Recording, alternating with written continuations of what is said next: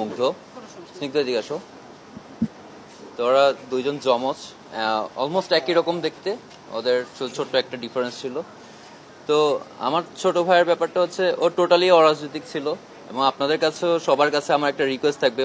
Recently আমি অনেক জায়গায় দেখতে পাচ্ছি যে অনেকে ওর একটা স্ট্যাটাস নিয়ে ওটাকে ভিন্ন খাতে প্রবাহিত করার চেষ্টা করতেছে। হ্যাঁ, আমার রিকোয়েস্ট, আমার পরিবারের পক্ষ থেকে একটা রিকোয়েস্ট, যাতে ওকে কোনো খাতে কোনো প্রবাহিত করা না হয়, কোনো ভিন্ন খাতে প্রবাহিত করা না হয়, সেটা আমাদের কাছে সবচেয়ে খারাপ লাগবে। এটাই আমার একটা মেইন রিকোয়েস্ট আমার ভাইয়ের প্রতি। আর ও খুলনা ভার্সিটি থেকে অনার্স শেষ করছিল ম্যাথমেটিক্সের উপরে, এবং অন্যান্য ভার্সিটিতে ওর চান্স ছিল, বাট খুলনা ভার্সিটি গিয়েছিল। খুলনা ভার্সিটি আপনারা হয়তো অনেকেই জানেন যে খুলনা ভার্সিটি নন পলিটিক্যাল একটা ইউনিভার্সিটি, যেটা খুব রেয়ার আমাদের দেশে আসলে। তো সেজন্য ওর এটা খুবই পছন্দ ছিল। সে ওখানে কনভেনার হিসেবে ছিল, যে ছাত্র এবং টিচারদের মাঝখানে যে সেতু বন্ধনটা, সেটার দায়িত্বটা ও পালন করতো সেখানে। তো ও এখানে বেশ পপুলার ফেস ছিল, সবার সাথে বেশ মিশুক ছেলে ছিল। সেখান থেকে পাস করার পরে, গত বছর গ্রাজুয়েশন শেষ করার পরে ও এখানে বিউপিতে অ্যাডমিশন এক্সাম দেয়, এবং MBA প্রফেশনালস এর জন্য পড়াশোনা করছিল আর কি।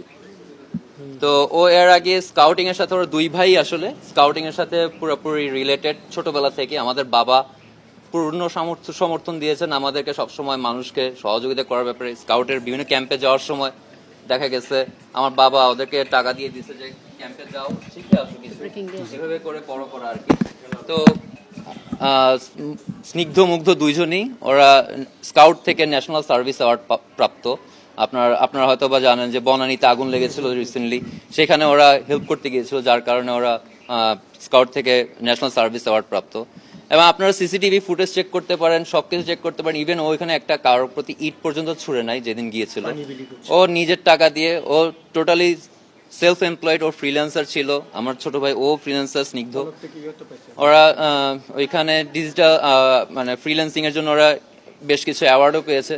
তো টোটালি ওরা ফুললি সাপোর্ট দিয়ে, ও নিজের টাকা দিয়ে পানি এবং বিস্কুট কিনে ওইখানে সবাইকে সাহায্য করতেছিল। যে মানুষ এখানে কষ্টের মধ্যে আছে, জাস্ট এইডিং এর হিসেবে সেখানে করতেছিল, এবং তার মধ্যে হঠাৎ করে গুলি বিদ্ধ হয় এবং ইন্তেকাল করে।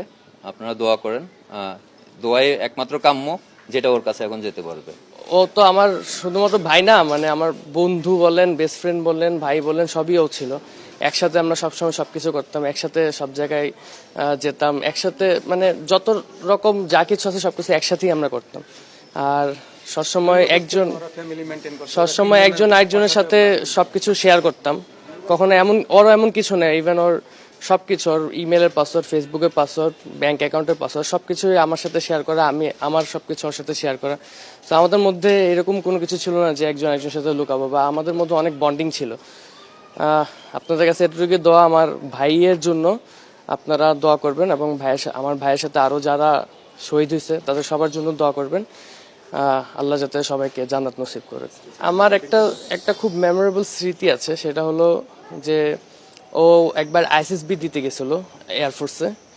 ISSB টোটাল দুইবার দিয়েছে, দুইবারই রেড কার্ড খেয়েছে। একবার একদম শেষের দিন যে রেড কার্ড খেয়েছে, ওর খুব ইচ্ছা ছিল বিমান বাহিনীতে GD পাইলট হিসেবে কাজ করবে। তো ওর কাছে কোনো ফোন টোন ছিল না যখন ISSB থেকে বের হয়েছে। আমি MES এ যাচ্ছি বাস দিয়ে, ওকে রিসিভ করতে যাচ্ছিলাম, কিন্তু পুরোপুরি যেতে পারিনি। MES এ দেখি রাস্তার পাশে একলা বসে আছে, বসে বসে কাঁদতেছে। তো এই স্মৃতিটা আমার কাছে সবসময় মনে থাকে, যে ওর এই একটা আক্ষেপ সবসময় থেকে যাবে, যে ও অনেক চেয়েছিল যে GD পাইলট হবে এয়ারফোর্সে, কিন্তু যে কোনো কারণেই হয়তো বা হতে পারে নাই। আর এই স্মৃতিটা আমার সবসময় থেকে যাবে।